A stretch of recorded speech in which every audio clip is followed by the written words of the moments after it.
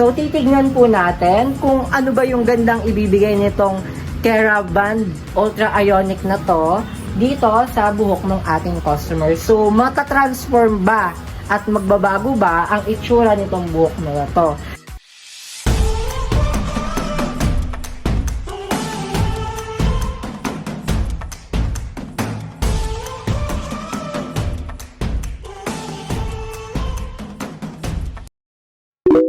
So for today's video, mga seswang, ay magba-Brazilian blowout po tayo gamit ang pangalawang sponsor natin ng Brazilian blowout. Ito ay ang Kerabond Ultra Ionic na Brazilian. So ito po yung buhok ng ating customer at tapos ko na po ito shampooin ng 2 beses para open na open talaga ang cuticle ng kaniyang buhok. So mga saswang, gagamitin po natin sa kanyang Brazilian blowout ay ang Kerabond Page Booster na citrus. Ito po yung pinagmamalaki at isa sa magandang product ni Kerabond para po ito sa mga bleach hair at plaited hair. So iba-Brazilian po natin ang ating buhok ng customer. Ito po yung kanyang buhok. So titignan po natin kung ano ba yung gandang ibibigay nitong Kerabond Ultra Ionic na to dito sa buhok ng ating customer. So matatransform ba at magbabago ba ang itsura nitong buhok na to? So halina at samahan nyo po ako mga seswang sa pag-a-apply ng Brazilian blowout gamit ang Brazilian blowout na Kerabond. So sa dami po ng Brazilian blowout mga seswang na gagamitin natin, alam naman po natin na kung gaano kadami lang po ang gagamitin natin. So this time, kailangan po natin ng 30 ml sa buhok ng ating customer kasi extra long po yung buhok ng ating customer. So gagamitan po natin siya ng 30 ml ang dami. So kapag kulang pa rin po, magdadagdag pa rin po tayo ng another 30 ml. So sa pag-a-apply po mga seswang, ito po ang lagi kong sinasabi ay wag na wag po isasagad sa anet ang mga gamot na ginagamit sa ating buhok ng customer. Para maiwasan po natin na magkaroon po ng scalp reaction yung buhok ng ating customer. Kasi baka mamaya meron siyang balakubak or may sensitive po yung kaniyang scalp. So sa pag-a-apply po, hindi natin kailangan ng madaming-madami. Kailangan lang po natin kahit papaano ay mabasa ng gamot yung buhok ng ating customer. So, kung saan may part na pinaka-dry, dun po tayo magpo-focus ng pinakamaraming Brazilian sa pag-a-apply. So, hanggang sa matapos po mga seswang, kung gaano kakapal po yung una nating section, hanggang sa matapos po, ganun pa rin po ang pag-a-apply.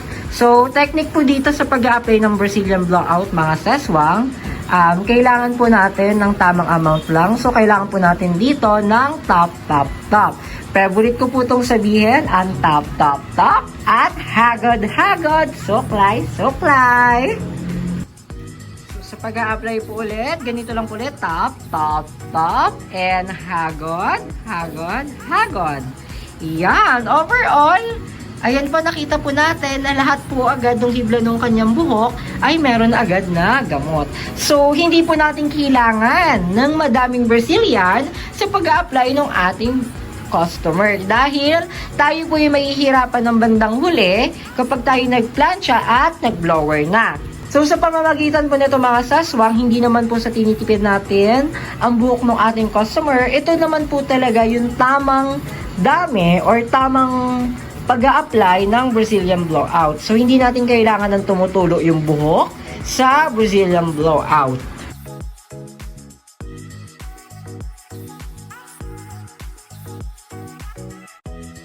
So mga saswang, ayan po, tapos na po tayo mag-apply ng Brazilian blowout gamit ang Kerabond na citrus. So ibababad lang po natin ito ng at least 45 minutes. Then after 45 minutes, pwede na po natin siyang i-blower. Then sa pag-blower po, kailangan lang po natin ng init ng blower ay medium heat. Then, sa pagpaplansya naman po ay dapat naaayon sa texture or sa hibla po nung kaniyang buhok. Dahil okay naman po at normal naman po yung buhok niya at walang damage, gagamitan po natin siya ng 200 degrees Celsius ng init ng plancha. So, samahan niyo po ako mga seswang sa pagbo-blower at sa pagpagplansya nitong ating Brazilian blowout gamit ang Kerabond Citrus Scent. So, mga seswang, ito po yung buhok ng ating customer at paplansyahin na po natin siya nang naaayon sa texture ng kanyang buhok. Ang gamit ko pong init ng plancha ay 200 degrees Celsius. So, sa pagpaplansya, alam na po natin siguro kung paano magplansya ng buhok na Brazilian blowout.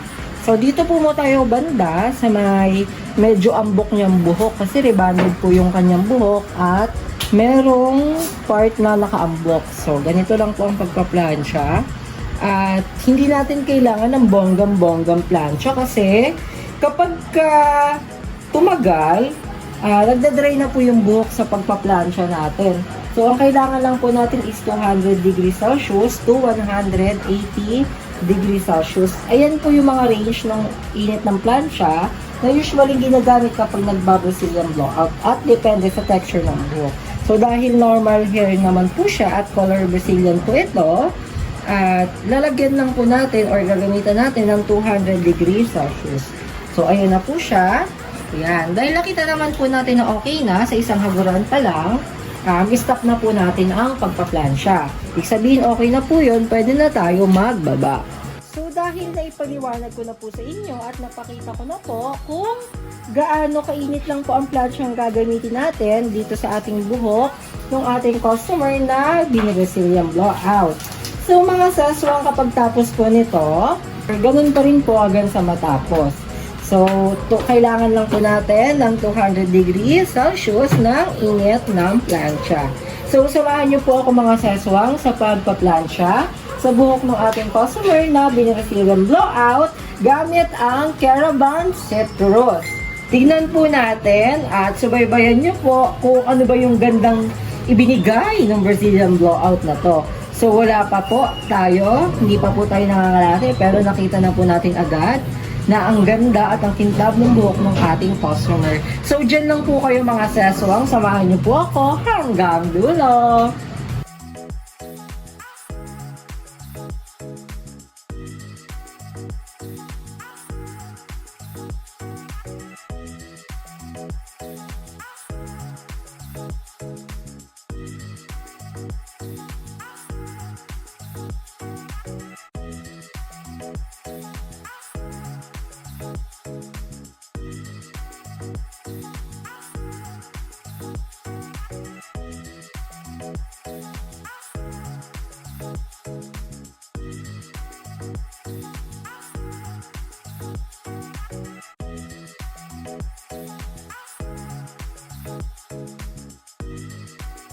So, ayan mga seswang, tapos na po natin plansyahin ang ating ginawang Brazilian blowout gamit ang Kerabond Brazilian blowout na citrus. So, ito na po siya mga seswang. Ayan. So, ito na po overall ang kanyang Brazilian blowout. So, makikita po natin na maganda, makintab, at talagang madulas ang kaniyang buhok. Lagi natin tatandaan sa unang kita pa lang sa texture ng buhok at sa galaw ng buhok, doon natin nakikita na maganda ang ating gawa na Brazilian blowout. So overall, satisfied po ba, madam? Opo.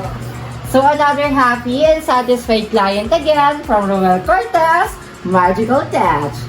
Thank you so much mga seswang dahil tinapos nyo tong topic of the day natin.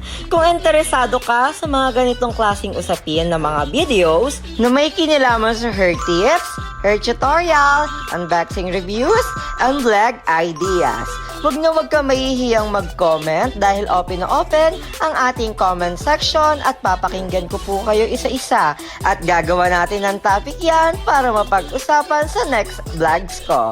Hanggang sa muli, ito po ulit si Rhuel Cortez na nagsasabing hindi man po ako sikat, pero ang pangalan ko naman po ay Kalat and I love you all and bless you all.